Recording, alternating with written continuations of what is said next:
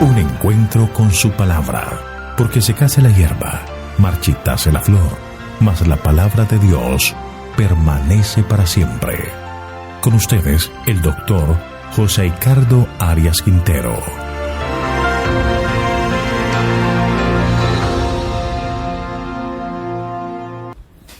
Hoy estudiaremos Esdras capítulo 7, llegada de Esdras a Jerusalén. Vamos a orar. Querido Padre amante, levantamos nuestras voces en adoración a tu gran nombre por tu amor y misericordia. Gracias, Señor, por todo lo que nos das. Te pedimos en este momento que nos bendigas con tu presencia, que estés con nosotros en el estudio de tu palabra, que podamos aprender lecciones que fortalezcan nuestra fe. Lo pedimos en el nombre de Jesús. Amén.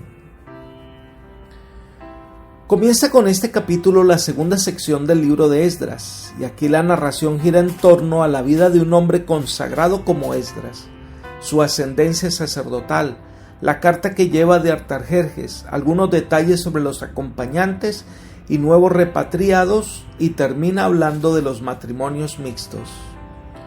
Comencemos hablando de las genealogías de Esdras. Leamos los versículos 1 al 5.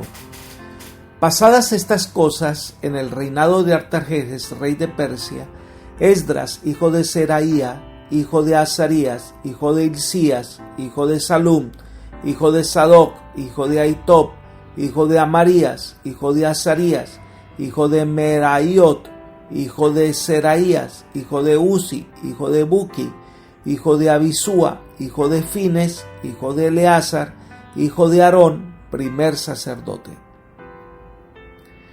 De este pasaje destacaremos lo siguiente. Número 1.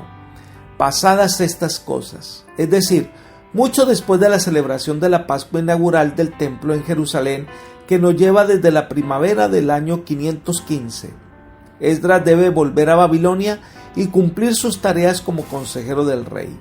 En segundo lugar, la historia que cuenta ahora Esdras ocurre 58 años después, en los primeros años del año 457 a.C., bajo el gobierno de Artajerjes Longiniano, quien reinó desde el año 465 hasta el 423 a.C.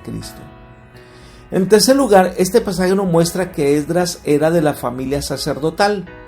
Elena de White nos habla un poco de quién era Esdras. Dice: nacido entre los descendientes de Aarón, Esdras recibió preparación sacerdotal.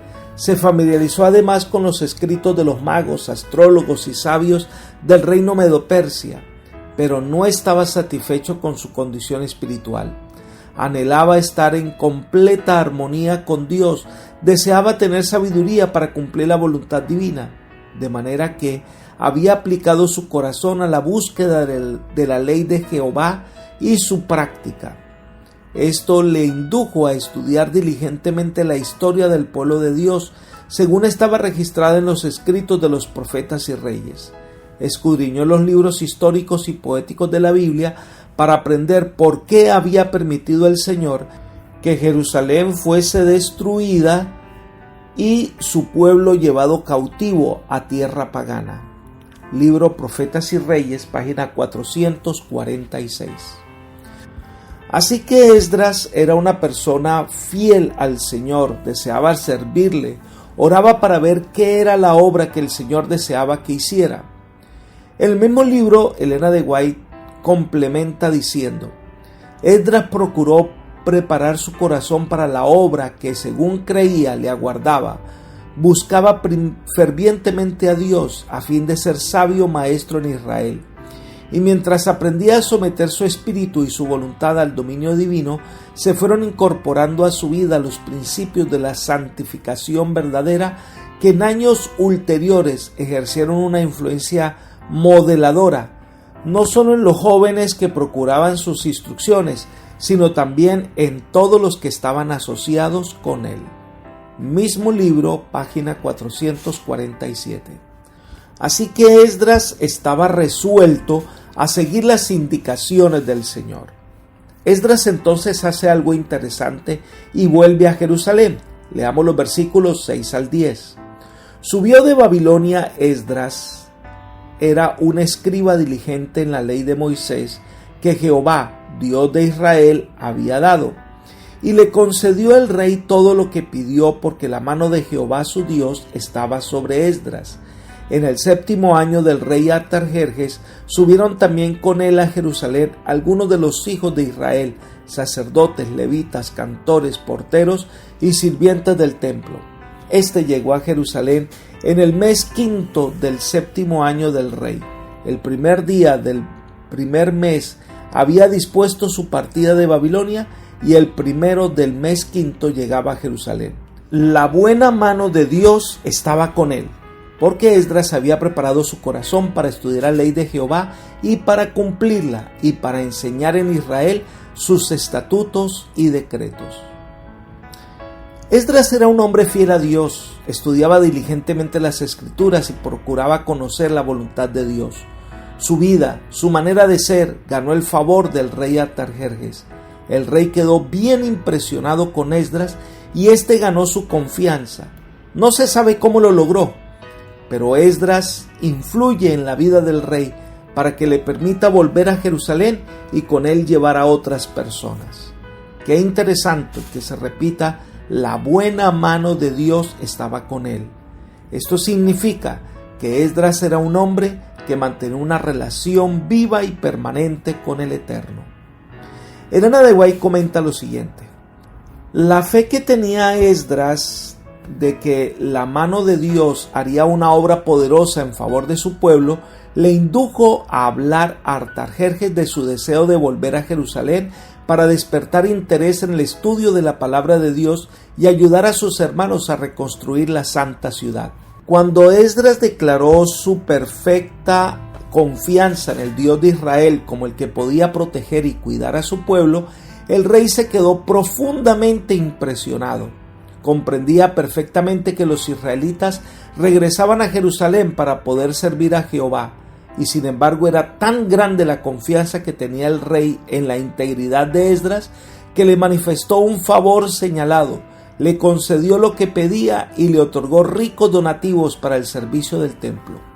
Hizo de él un representante especial del reino medo-persa y le confirió extensos poderes para la ejecución de los propósitos que había en su corazón. Libro Profetas y Reyes, página 448. Esdras al parecer salió el primer día del mes del año, es decir, en el mes de Nisán, y llegó el 5º mes. Algunos comentadores ubican la fecha de la llegada de Esdras a Jerusalén el 23 de julio del año 457 a.C. Esdras era un hombre consagrado. La meta y la ambición de su vida era conocer la voluntad del Señor, cooperar con Él y enseñar a otros a hacer lo mismo. Así era el hombre a quien Dios había llamado para que realizara una obra especial. Esdras está a la cabeza de todo un linaje de famosos eruditos hebreos, entre los cuales en tiempo de Cristo figuraban hombres como Giliel y Gamaliel, a quienes los judíos consideraban como dignos sucesores de Esdras. Entonces el pasaje expone el decreto de Artajerjes, que para nosotros es uno de los más importantes, porque da inicio a la profecía más larga de la Biblia, la profecía de los 2300 días. Así que leamos este decreto en los versículos 11 hasta el 25. Esta es la copia de la carta que dio el rey Artajerjes al sacerdote Esdras, escriba versado en los mandamientos de Jehová y en estatutos dados a Israel. Artajerjes, rey de reyes, a Esdras, sacerdote y escriba, erudito en la ley del Dios del cielo. Paz. He dado la siguiente orden: todo aquel que en mi reino pertenezca al pueblo de Israel, a sus sacerdotes y levitas, que quiera ir contigo a Jerusalén, que vaya, porque de parte del rey y de sus 7 consejeros eres enviado a visitar a Judea y a Jerusalén conforme a la ley de tu Dios que está en tus manos, y a llevar la plata y el oro que el rey y sus consejeros voluntariamente ofrecen al Dios de Israel, cuya morada está en Jerusalén. así como toda la plata y el oro que logres reunir en toda la provincia de Babilonia, con las ofrendas voluntarias que el pueblo y los sacerdotes entreguen voluntariamente para la casa de su Dios, la cual está en Jerusalén. Comprarás pues diligentemente con ese dinero becerros, carneros y corderos con sus ofrendas y sus libaciones, y las ofrecerás sobre el altar de la casa de vuestro Dios, la cual está en Jerusalén. Y lo que a ti y a tus hermanos os parezca hacer con la otra plata y el oro, hacedlo conforme a la voluntad de vuestro Dios. Los utensilios que te son entregados para el servicio de la casa de tu Dios, los restituirás delante de Dios en Jerusalén. Todo lo que se requiere para la casa de tu Dios, que te sea necesario dar, lo darás de la casa de los tesoros del rey. Yo mismo, el rey Artajerjes, doy esta orden a todos los tesoreros que están al otro lado del río, para que todo lo que os pida el sacerdote Esdras, escriba de la ley de Dios del cielo, se le conceda puntualmente. Hasta 100 talentos de plata, 100 coros de trigo, 100 batos de vino, 100 batos de aceite y sal sin medida. Todo lo que es mandado por el Dios del cielo sea hecho puntualmente para la casa del Dios del cielo. Pues, ¿por qué habrá de caer su ira contra el reino del rey y de sus hijos? A vosotros os hacemos saber que los sacerdotes, levitas, cantores, porteros, sirvientes del templo y ministros de la casa de Dios, ninguno podrá imponerles tributo, contribución y renta. Y tú, Esdras, conforme a la sabiduría que tienes de tu Dios, pon jueces y gobernadores que gobiernen a todo el pueblo que está al otro lado del río, a todos los que conocen las leyes de tu Dios, y al que no las conoce, enséñaselas. Y todo aquel que no cumpla la ley de Dios y la ley del rey será castigado rigurosamente, ya sea a muerte, a destierro, a pena de multa o prisión. Debido a la influencia de Esdras, Artajerjes da este decreto impresionante, pero es parte del cumplimiento de las promesas que Dios había hecho. El decreto comienza diciendo: Artajerjes, rey de reyes. Era un título propio de los monarcas persas y se encuentra en todas las inscripciones persas de cierta longitud, dando a entender que eran los amos del mundo. Este decreto es dado a Esdras, reconocido como escriba versado en los mandamientos de Jehová y en sus estatutos dados a Israel. Esdras había sido el encargado de asuntos religiosos judíos en el gobierno persa. No es posible saber cómo llegó Esdras a ocupar ese cargo, pero es evidente que su designación lo había transformado en el judío más influyente de Babilonia. El contenido de este decreto prueba que empleó esa influencia para beneficio del pueblo. El decreto de Artajerjes es tan amplio como lo proclama de Ciro. Da permiso no solo a los judíos, sino a todos los israelitas de todas las tribus para que acompañen a Esdras a Jerusalén, en esta ocasión israelitas de todas las tribus. El rey ratifica esa orden acompañada de los 7 grandes familias persas, las personas más influyentes de la nación. El rey resalta que esta visita tenía también fines religiosos al decirle: conforme a la ley de tu Dios. La comisión de Esdras incluía el deber de investigar la situación religiosa existente en la provincia de Judea. Por supuesto, la ley de Dios había de ser la forma para realizar tal evaluación. Una de las cosas que se tiene en cuenta son los asuntos financieros que ocupaban un lugar preponderante en este decreto. Las dádivas que Esdras debía llevar a Jerusalén provenían de 3 fuentes: el rey y sus consejeros, número 1. Número 2, una colecta realizada entre los amigos que no eran judíos de la satrapía de Babilonia. Y, en tercer lugar, las ofrendas voluntarias de los judíos residentes fuera de Palestina. Entonces le dice que este dinero debía ser usado para comprar becerros, carneros, corderos, con sus diferentes ofrendas y sus libaciones, y los ofrecerá sobre el altar de la casa de vuestro Dios, la cual está en Jerusalén. El resto del dinero debía gastarse como Esdras lo dispusiera bajo la dirección divina. De este modo, Esdras, en libertad de usar tanto dinero como le pareciera prudente, para que lo considerara necesario sin pedir un permiso específico cada vez. El decreto le daba pues el derecho de emplear el dinero en cosas tales como la relación del templo o la reconstrucción del muro. El rey no quería que nada le faltara para cumplir ese propósito. Así que de los tesoros reales, de lo que había en la provincia o de lo que se recolectase de los impuestos locales, todo esto estaba dispuesto para la construcción del templo.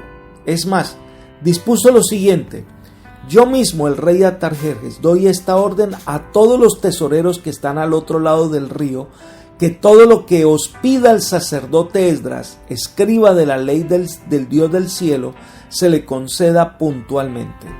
Esta es una orden muy importante. Además ordena que no les falte nada. Dice: hasta 100 talentos de plata, 100 coros de trigo, 100 batos de vino, 100 batos de aceite y sal sin medida. Esto representaba una provisión suficiente para las necesidades del templo y de ellos como nación. Además desea que esto se haga fielmente, porque no deseaba que la ira de Dios desatara sobre él como rey ni sobre sus 18 hijos. Sabía lo que significaba una intervención divina y deseaba evitar que se incumplieran sus promesas. También el rey exonera de impuestos a los levitas, los sacerdotes, los cantores del pueblo. Y entonces viene la última parte del decreto, que son los versículos 25 y 26, donde autorizó a Esdras para que organizara el sistema judicial de Judea y para que dispusiera todas las futuras designaciones de jueces en esa provincia, y pide que se observen las leyes de Dios, pero si alguno no lo sabe, pues debe ser enseñado en esas leyes. Esdras, el probable redactor del decreto, debe haber sido algo acerca de las condiciones espirituales que prevalecían en Judea. Por eso estaba convencido de que se necesitaba instruir a los repartidores en la ley de Dios, sabiendo que su convicción personal en cuanto a este asunto podría no tener mucho peso ante los dirigentes judíos. Obtuvo la autorización real para hacer esta obra, a fin de que los judíos no se sintieran tentados a restar importancia a este aspecto de su programa de reforma. Finalmente autorizó a Esdras para que hiciera cumplir la ley. Se le dio autoridad para imponer multas, encarcelar, desterrar o ejecutar al que incumpliera la ley. La concesión de responsabilidades tan abarcantes indica que Artajerjes no consideraba a Esdras como meramente un dirigente religioso. También se le invistió de autoridad secular en todas las ramas administrativas de la provincia judía, con la posible excepción de los asuntos financieros. Entonces viene la conclusión de todo lo que ha pasado y la manera en que este decreto fue una bendición de parte de Dios. Leamos los versículos 27 y 28. Bendito Jehová, Dios de nuestros padres, que puso tal cosa en el corazón del rey, para honrar la casa de Jehová que está en Jerusalén, y me favoreció con su misericordia delante del rey, de sus consejeros y de todos los poderosos príncipes del rey. Así yo, fortalecido por la protección de mi Dios, reuní a los principales de Israel para que subieran conmigo a Jerusalén. Esdras ahora habla en el idioma del pueblo. Como verdadero hombre de Dios que era, expresa gratitud por la oración contestada. El rey Artajerjes había hecho algo importante y Dios estaba detrás de todo, porque llevó que el rey pudiese honrar la casa de Jehová que está en Jerusalén. Esta expresión de la gratitud de Esdras indica que Artajerjes había autorizado que se continuara trabajando en la construcción del templo. No se sabe si esta obra consistió solo en decorar el templo o si se construyeron otros edificios. Sin duda, este versículo explica la razón por la cual Esdras incluyó a Artajerjes entre los reyes cuyos decretos determinaron la construcción del templo. Aquí se encuentra otra evidencia de que Esdras había comparecido ante Artajerjes y sus consejeros para hacer un pedido. Aunque debe suponerse que el tacto y la sabiduría de Esdras lograron en buena medida el éxito de su esfuerzo sobre toda la consecución del decreto, sin duda La mano de la providencia lo guió paso a paso. Con frecuencia reconoció que su éxito se debió a la bondad de Dios y que el Altísimo había obrado sobre el rey y los gobernantes ante los cuales había comparecido. Apreciados amigos y hermanos, el Señor está listo para conceder sus bendiciones en abundancia. Está listo para derramar bendiciones sobre sus hijos. Pero somos a veces nosotros los que no estamos preparados para recibirlos.